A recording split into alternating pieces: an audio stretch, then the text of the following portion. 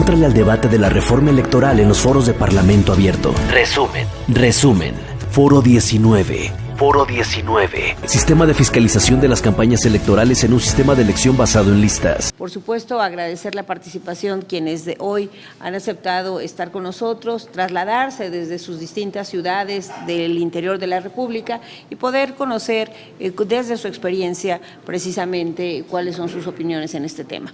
Contamos con la presencia de Gilberto de Hoyos Colofón, de Jorge Montaño Ventura, de Norma Angélica Sandoval Sánchez y de Marco Antonio Gómez Alcántar. Ellos van a ser los ponentes el día de hoy.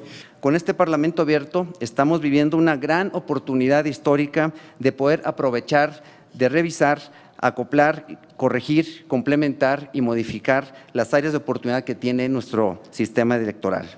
Bajo este universo se han estado analizando una diversidad de temas al respecto y es importante resaltar que en este momento no deben y no pueden quedar fuera los delitos electorales. No puede haber una reforma electoral integral que beneficie al país si los delitos electorales, señoras y señores diputados, no son considerados en este ejercicio. Para que pueda existir un sistema democrático, participativo, equitativo y dentro del Estado de Derecho, debe considerarse en conjunto lo administrativo electoral, lo jurisdiccional electoral y lo penal electoral. Por lo tanto, de manera muy respetuosa, dejo a su consideración algunos apuntes para la futura adecuaciones a la normatividad vigente. Número 1, determinar las actividades vulnerables en las campañas electorales, similar a lo que establece la Ley Federal de Prevención e Identificación de Operaciones con Recursos de Procedencia Ilícita. Número 2, reportar la creación de empresas durante el proceso electoral que podrían prestarse para permitir el ingreso de dinero ilícito en las campañas electorales. 3, incluir la calidad de organizaciones ciudadanas que pretenden constituirse como partido político dentro de las figuras que se pueden relacionar con la probable comisión de un delito en la materia. Agradezco el que sean consideradas las fiscalías electorales, porque hoy está más que demostrado que vamos de la mano, tanto con los órganos electorales administrativos como con los órganos jurisdiccionales en esta materia. Compartimos ya no solo también el tema de la fiscalización, hay un tema importante y vale la pena mencionarlo, que no sea el tema de hoy, que es el tema de la violencia política en razón de género, que es una de precisamente de estas conductas que pueden coexistir en 3 vías: administrativa, jurisdiccional y penal electoral. Y el caso de la fiscalización, ya vamos caminando de la mano precisamente en ese mismo sentido, en la parte administrativa, pero hoy ya las fiscalías especializadas en delitos electorales, gracias a estas reformas, que no han sido más que aprender de las experiencias que se han vivido, tanto de los procesos ordinarios como extraordinarios, y que ha quedado demostrado que se tiene que precisamente informar de manera puntual el uso de esos recursos que devienen precisamente como financiamiento público. Y aquí la importancia también de las fiscalías es en que si el origen es de dudosa procedencia, también se encuentra contemplado que esta conducta sea castigada no solo de manera pecuniaria, sino también de manera punitiva hasta con 15 años de prisión. Ya mis compañeros empezaron a platicarnos de qué es lo que se trata la fiscalización, de dónde vienen los dineros, hacia dónde van y qué es lo que tenemos, en qué tenemos que poner atención. Este panel número 19, tiene que ver también con las listas de representación proporcional. Y me parece un tema por demás importante y fundamental. Actualmente, el único modelo de lista que tenemos es de representación proporcional. No tenemos otra forma de lista como hay en otras partes del mundo. Los candidatos de representación proporcional pueden decidir hacer o no campaña y derivado de ello es que se rinden o no rinden o no cuentas. Y en el caso de realizar campañas deben ajustarse a los límites establecidos para los topes de gastos de campaña de los candidatos de mayoría relativa. Uno de los problemas, de las situaciones que vemos en la parte operativa, en la parte de ejecutar este derecho es el principio de definitividad. ¿En qué momento vamos a impugnar? ¿En qué momento se va a impugnar este rebase de tope de gastos de campaña? Si estamos hablando que los diputados al tercer día de que es el día de la jornada, se les entrega la constancia de mayoría. En el caso de Puebla, tienen 3 días para impugnar, a nivel federal 4. Pero entonces estamos hablando de que en ese tiempo todavía no hay dictámenes consolidados. Todavía no sabemos si hubo o no un rebase de gastos de campaña por parte de los candidatos. El problema de la fiscalización se da con las listas y se da también en mayoría relativa. El problema de la fiscalización, yo lo ejemplificaría como en la falta de definición, por ejemplo, de lo que es el objeto partidista del gasto. Es decir, a ti te pueden sancionar como partido si realizas un partido de fútbol porque eso no cumple con el objeto partidista. Han sancionado a los partidos porque organizan conciertos y eso no cumple con el objeto partidista. En otras palabras, ¿qué es objeto partidista? Bueno, es lo que el INE determine. Y ese es el principal problema de la fiscalización que nosotros tenemos en nuestro país, que es el alto grado de discrecionalidad de las autoridades electorales. El INE, los tribunales pues locales y sobre todo la sala superior. Cuando se eligió esta sala superior, si revisan las comparecencias de los que hoy son magistrados, no hubo una sola pregunta en materia de fiscalización y la fiscalización es lo que anula elecciones. No hay un solo magistrado que tenga experiencia en temas de fiscalización, ni uno. Por eso el 98% de las resoluciones del INE, o me atrevería a decir el 99% de las resoluciones del INE en materia de fiscalización, son convalidadas por la Sala Superior del Tribunal. Bueno, en otras palabras, ¿qué creo yo que es importante definir?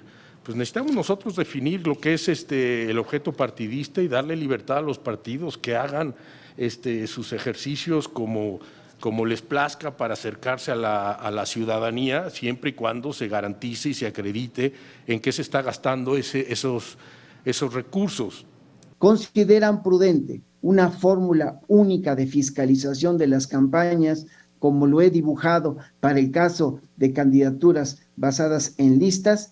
Les agradezco mucho su respuesta de manera anticipada. La pregunta de manera concreta es, maestro, ¿cómo podemos lograr que la toma de decisiones en materia de fiscalización por parte de la autoridad electoral se ajuste a los criterios del debido proceso y cómo acotar la amplia discrecionalidad que hoy caracteriza las resoluciones de las autoridades judiciales en esta misma materia? Muchas gracias. Cuando usted dijo que iba a tocar casos locales, pensé que iba a hablar usted sobre el financiamiento ilícito de la campaña del hoy gobernador Samuel García. ¿Qué podemos hacer, señor exconsejero, para poder eliminar esta discrecionalidad en las determinaciones del instituto y del tribunal? Muchas gracias. Preguntarles desde su experiencia algunos temas, sí, relacionados, por ejemplo, con la representación proporcional y, por otro lado, con la fiscalización en sí misma. Y me refiero a la representación proporcional. Es cierto, los diputados plurinominales pueden o no hacer campañas, pero hoy el gran reto es que hacerlo implica ir incluso contra el techo que se está asignando para la totalidad del partido político. Y esto, por supuesto, primero resulta también inequitativo para el propio candidato, cuya jurisdicción, hablando de una circunscripción, es mucho mayor que lo que puede representar para un candidato de la lista de mayoría. ¿Cómo queremos que efectivamente se incremente la votación de la diáspora mexicana si no les damos condiciones ni para que hagan campañas, ni para que cumplan incluso con sus requisitos o con lo que la legalidad hablaría para cada uno de sus estatutos, ni para que puedan financiar el mínimo que corresponda? El tema de la fiscalización se puede llevar a cabo sin ningún problema por listas, como se fiscaliza actualmente las listas plurinominales. Hay partidos, lo mencionaba también, que solamente hacen campaña genérica porque la votación que les importa es la de representación proporcional, y eso ha venido dando desde hace años. Eso no es un tema nuevo. Yo creo que una solución al alto grado de discrecionalidad que tiene el INE y los tribunales. Ahora a muchos no les va a gustar lo que voy a decir, pero tendría que limitarse el garantismo extremo en el que estamos nosotros inmersos. ¿Por qué se judicializan las elecciones? No es culpa de los partidos, es culpa de los tribunales, que emiten una cantidad de sentencias contradictorias que chocan con la realidad y generan incertidumbre. ¿Y la incertidumbre qué genera? Pues genera la necesidad o el ánimo de querer impugnar todo. Mientras no hagamos un sistema sancionador electoral que sea de aplicación estricta, ¿qué quiere decir de aplicación estricta?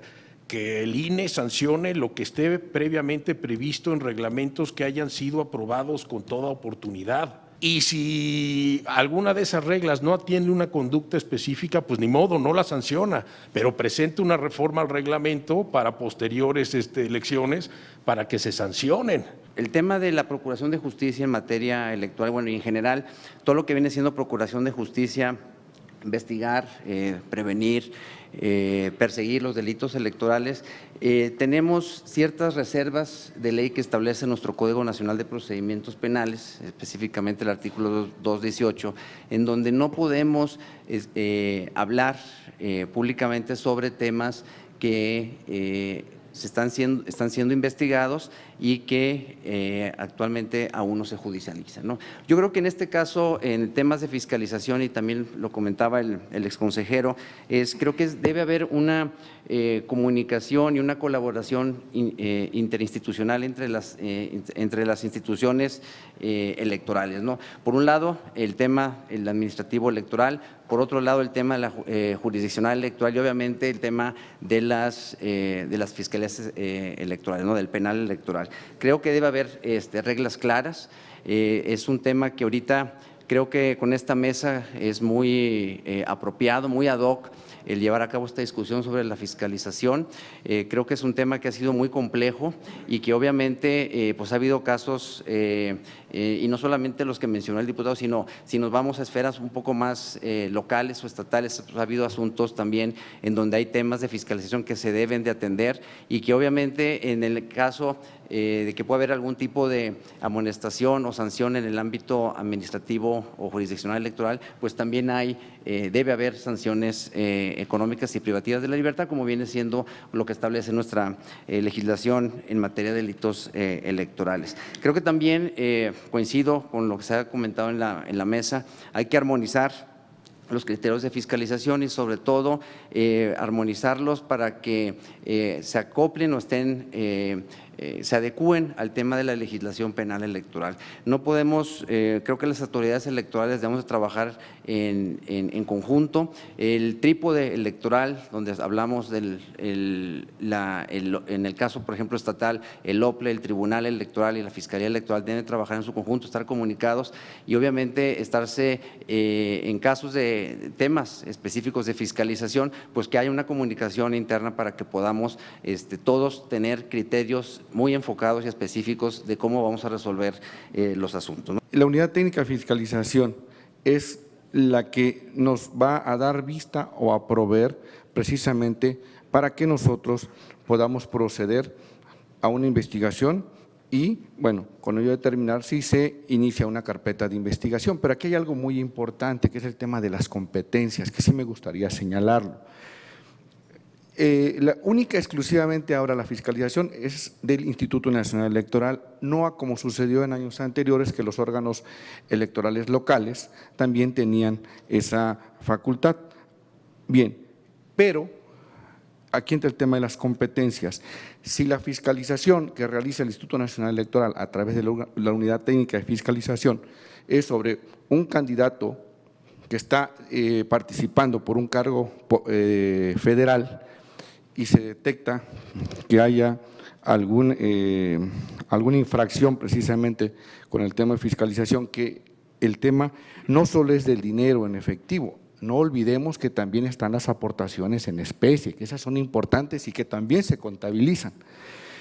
Aquí que de ser una candidatura federal, por supuesto que quien va a atenderlo por el tema de competencias de acuerdo a la Ley General en materia de delitos electorales, pues va a ser la Fiscalía Electoral de la Fiscalía General de la República. Si la candidatura es de carácter local, pues ahí entraríamos las fiscalías especializadas en delitos electorales. Pero nosotros solo vamos a entrar cuando se nos dé vista. Por supuesto que a partir de la seguridad jurídica, de las reglas claras, es que todos sabemos qué podemos hacer, qué no podemos hacer, y si lo hacemos, qué nos va a pasar.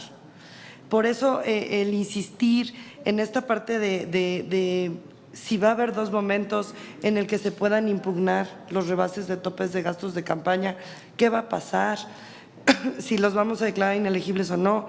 Y todo esto también tiene que ver con quizá, coincido también con el exconsejero, los partidos políticos también deben ser libres de crear y de ver en qué van a gastar y cómo lo van a hacer al interior, pues, de su casa, ¿no? Y no tendríamos por qué estarnos metiendo ni las autoridades ni las instituciones de manera tan constante.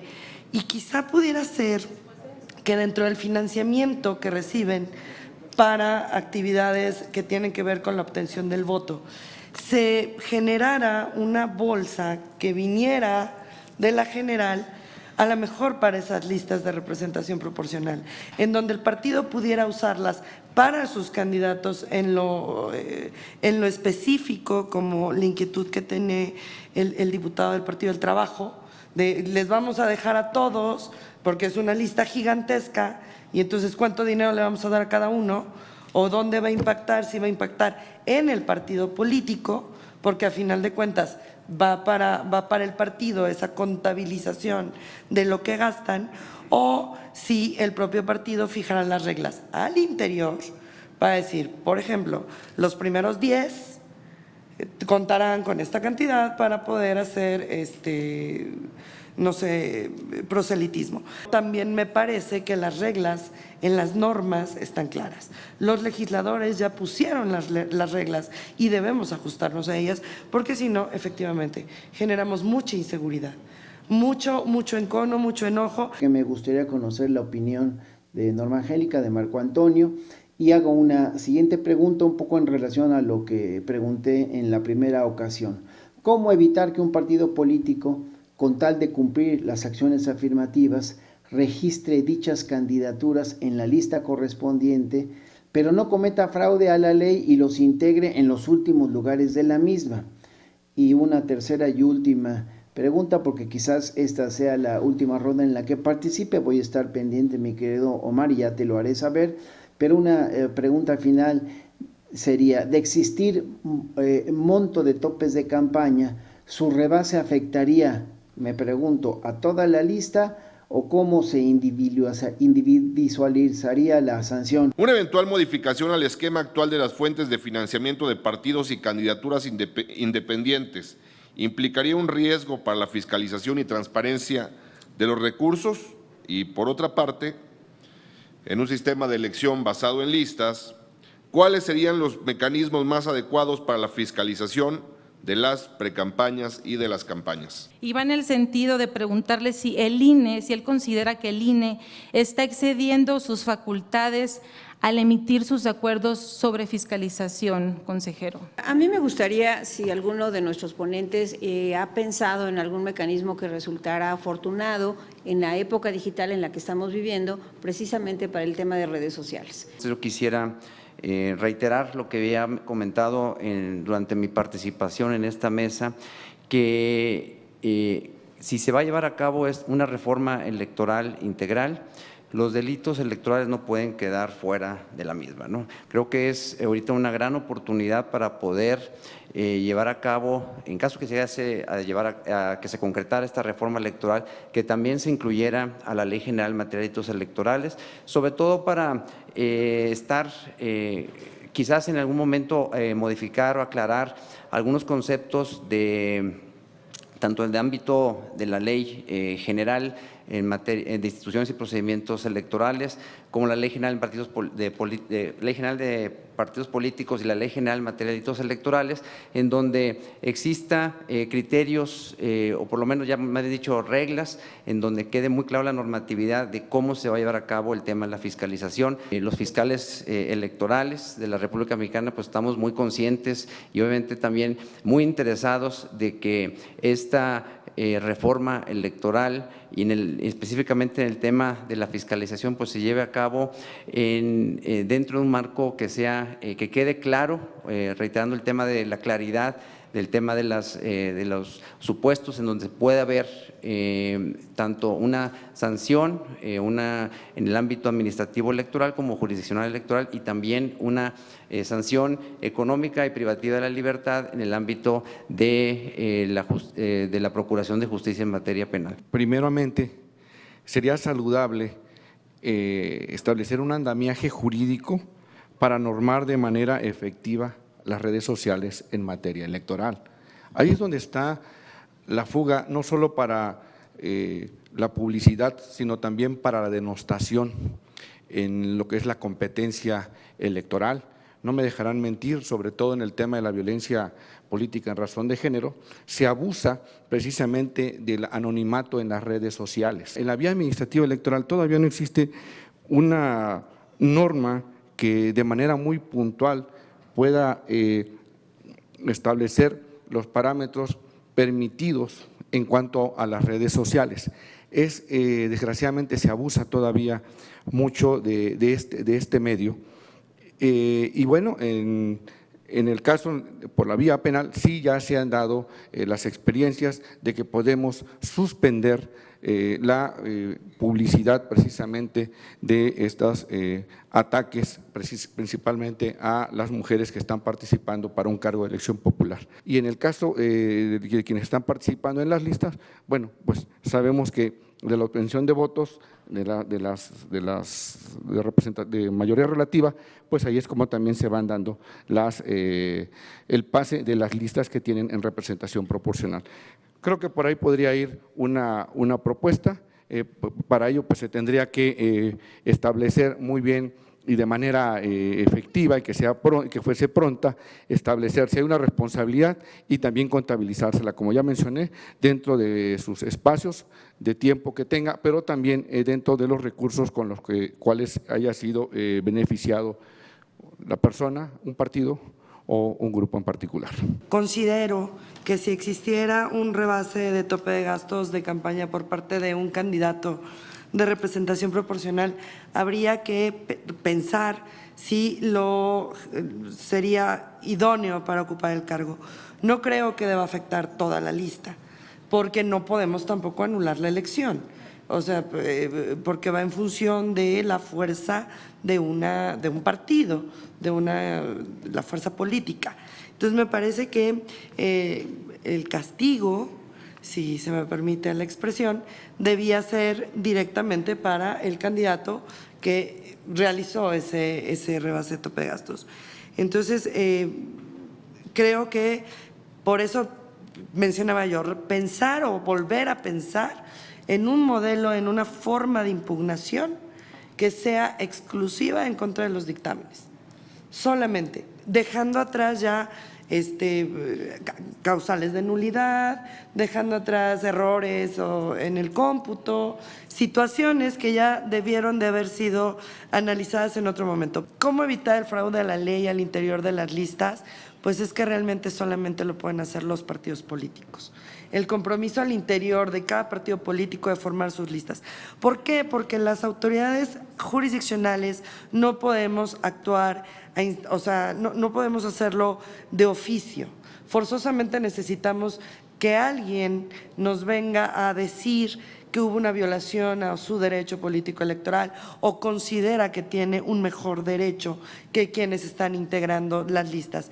Entonces, ahí sí es una situación que tiene que ver con el propio partido político, que se vuelven temas intrapartidistas, que en muchas ocasiones también resolvemos los tribunales electorales para modificar de entre la lista. Sinceramente, yo creo que tenemos un modelo muy sólido de fiscalización. Por supuesto que perfectible sí. y sobre todo yo diría perfectible en los plazos. Habría que repensar y replantear de una manera seria cómo hacerlo en los tiempos. Es muy difícil que se acredite un rebase tope gasto de campaña por el rebase consolidado. El problema no está ahí. Si un partido es ordenado, es muy difícil que rebase el tope de gasto de campaña. El problema se da en las quejas que presentan los partidos políticos. Y es en esas quejas donde se tiene que el INE que ejercer sus facultades amplias para procurar la equidad en la contienda. Pero ojo, son las quejas que se tienen que resolver previo a la resolución del dictamen de fiscalización, porque hay conductas que se están presentando, como terceros anónimos que pagan espectaculares, outlets desconocidos de reciente creación que contratan y espectaculares y no son sancionados, terceros que pagan pauta en redes sociales para difundir noticias hechizas, y esos son temas que le afectan a todos los partidos porque todos los partidos lo hacen. El problema no está en la autonomía o no. La gente de la Unidad Técnica de Fiscalización del INE es gente primera.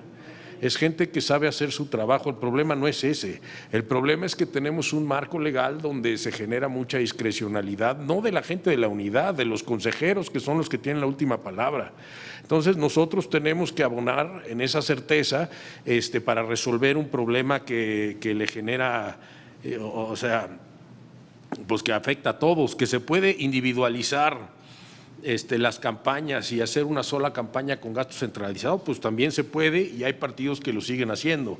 Es más, entre más se centralice el gasto, más control tienes de esos temas y menos riesgo de rebase de tope gasto de campaña. Yo creo que un tema pendiente que se tiene en materia electoral es el voto de mexicanos en el extranjero. Entiendo que hay cerca de 30 millones de mexicanos que tienen el derecho a ejercer un voto en Estados Unidos, y pues realmente se ha limitado mucho por la forma en que se está estableciendo o que se armó el entramado legal. Y en materia de fiscalización, la prohibición de hacer campañas por el hecho de que no se puede fiscalizar allá, pero yo creo que es momento de dar un paso adicional y reconocer derechos plenos a esos mexicanos que están allá. No, yo creo que el INE no se excede en sus facultades, el INE ejerce sus facultades, pero las está ejerciendo con vacíos legales que generan certeza, y eso viola un principio constitucional que tiene que resolverse en esta mesa, con ustedes, los diputados. Eso no lo va a resolver el INE.